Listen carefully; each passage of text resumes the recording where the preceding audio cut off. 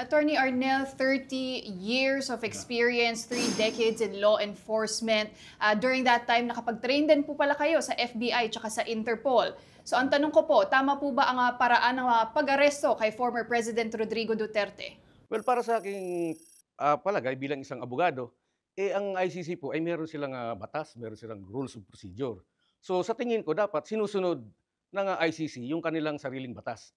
Hindi po naaamendahan ang batas ng ICC ng ating batas dito sa Pilipinas. Kaya sa tingin ko po, yung bilang isang abogado, yung pag-aresto kay PRRD ay mali kasi hindi siya binigyan ng pagkakataon na pumunta sa ating korte dito sa Pilipinas kung saan maaari siyang, kumuha ng, judicial relief sa pag-aaresto sa kanya bago po siya dinala dapat sa ICC.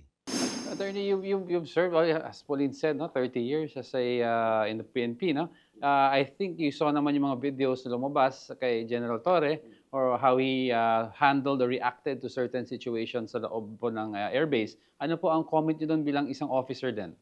Well, kasi siyempre ang nag-e-enforce talaga ng, warrant of arrest, kung sino yung, nabigyan ng authority to implement the warrant. So tingin ko, naibigay yan sa Philippine National Police through the Interpol. So ngayon, dapat talagang ipatupad ng ating, PNP at, yun nga, sinasabi kasi nila, nasa kampo yun. So tingin ko naman, mayroong prior coordination with the Armed Forces of the Philippines yung pagpasok ng PNP doon.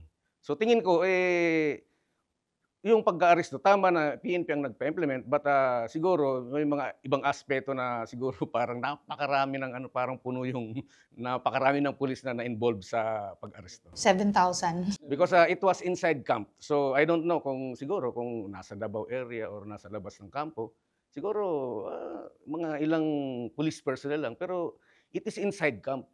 Maraming sundalo na nakadistino, Air Force Air Force Base. So siguro di gano'n karami yung kaya na parang lumabas parang napakagulo nung, pagka-implement ng warrant.